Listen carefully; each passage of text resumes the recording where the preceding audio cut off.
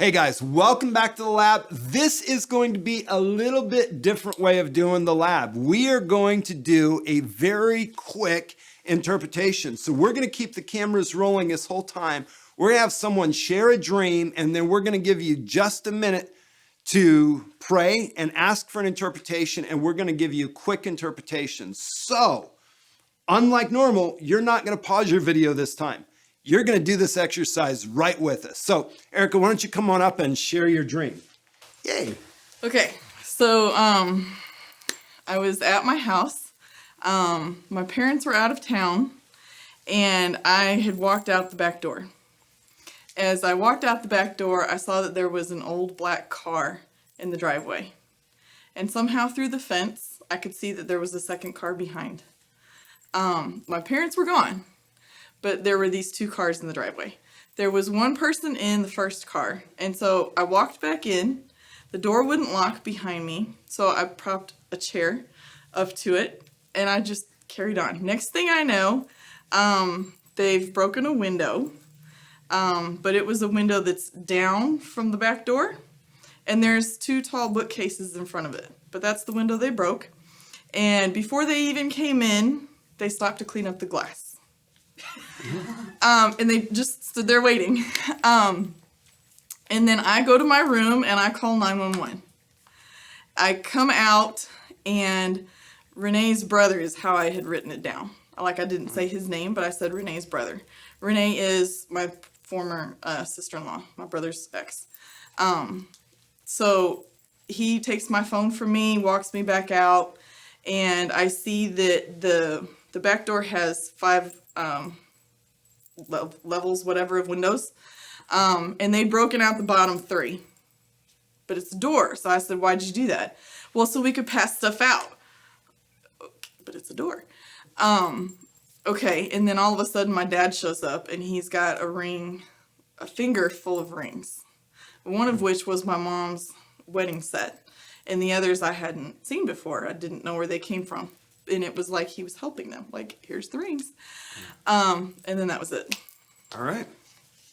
So, in this dream, you are in your parents' house. They're gone. Mm-hmm. You go out the back door. And when you go out the back door, you notice that there is an old black car, and that you can see through the fence. There's another car behind it. And you see somebody in that car. So you go back in the house, because your parents are gone, you don't recognize these people, and you actually push a door, a chair underneath the door to block it so that they can't come in. Mm-hmm. And because the door wouldn't lock. Because you could not get the door to lock. Right. All right. But then they come and they break a window. And the window is actually behind these bookcases. But they broke this window, and instead of just coming in, they stop and they're cleaning up the glass and trying to take care of the mess before they come in. So you run into your room and you call 911 to call the police. And when you come out, they have now broken 3 windows on the back door. Mm-hmm. And you ask them, well, why did you break 3 windows? So we can pass stuff out. You're like, but it's just a door. You could have just opened up the door. But that made sense to them, and that's what they did. And then I lost the last piece of the dream. My dad showed up with your a ring dad full with of fingers. all the finger full of rings, different types of rings, including your mom's wedding set. Right. And that was the end of the dream. Mm-hmm. Okay. Very good. Thank you. Okay, yeah. He was helping them by giving them the rings. All right, and that's when the dream ends. All right. All right. So, back door, cars. Parents are gone. Try to block it. Break a window, clean it up, call 911. Why did you break the windows instead of just opening the door? Made sense to them. Dad comes in with rings, gives them to the robbers. End of dream. Okay, 60 seconds. I'm just going to guess what 60 seconds is, but let's just pray. This is your time to engage the Lord. You're just asking for revelation.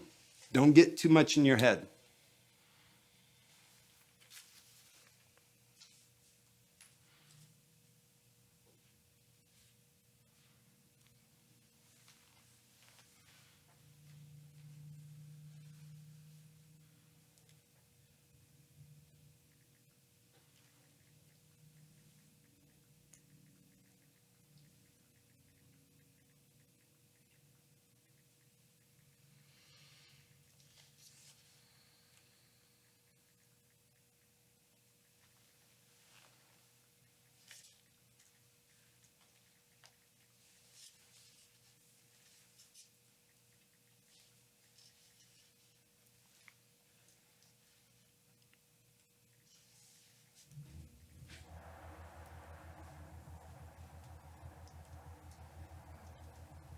Okay. So, couple people. You don't have to have the whole thing. Just your main points. Why did God give this dream to this dreamer? And what are 2 or 3 points the dreamer needs to know about it? So who's going to come up? Come on up. All right. Erica, and it's Erica, right? Yeah. I think this dream, I think God is encouraging you and giving you a direction in this dream to ask for justice. I think this may be related to ask for justice in specific areas related to the spiritual heritage that you have, maybe as well as in marriage, like your parents' marriage, and the things that the enemy would try to steal, and so God is just encouraging you through this dream to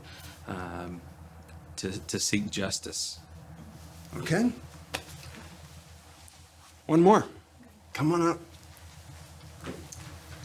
Okay, I feel like you're in this place of vulnerability where you're alone or you feel alone, and the Lord's opened your eyes to see what is being stolen from you. And even though you feel like those people that you should be able to trust are giving those things away, I think that the Lord's showing you this so that you can take authority over that and to take back what is rightfully yours. All right. One more, or is that? Come on up. You can do it. Yay. Hi. Okay, so this is what just I saw was that there are some past offenses that are in the family line. You saw the vehicles, the old vehicle through the fence. So there's some past offenses that maybe have left some things shattered. And while there are people who've tried to clean it up, it's still there and it's still present, and it needs to be dealt with and seen from a different perspective. And yeah, that's kind of, I'll leave that with it. All right. All right. So, your main points: family home, back door, breaking in, stealing, specifically rings. So you've got the family home. This is something that's in the family line, right? Dana got that piece. This is an inheritance issue. It's a robber. The thief comes to steal, to kill, and destroy. So this is an attack of the enemy. So you got the justice issue.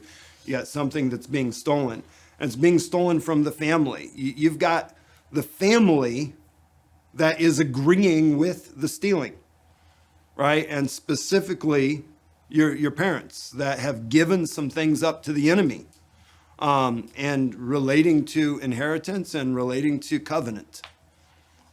Rings representing authority, but also marriage ring specifically represents covenant, not just authority. So there's these issues. Both of these issues have been handed over to the enemy, but you're recognizing it.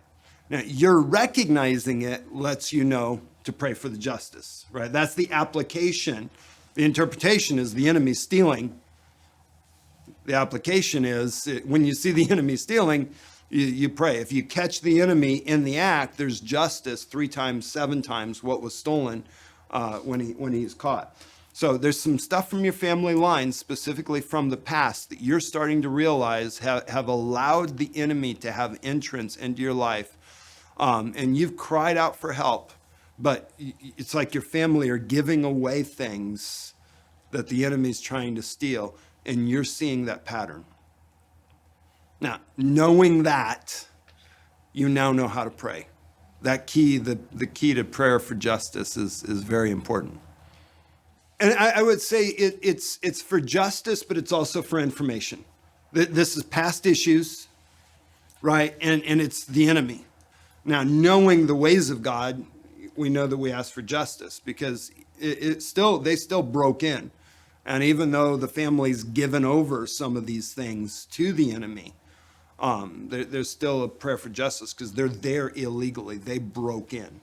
They weren't given an open door. They didn't actually have an open door. They broke in.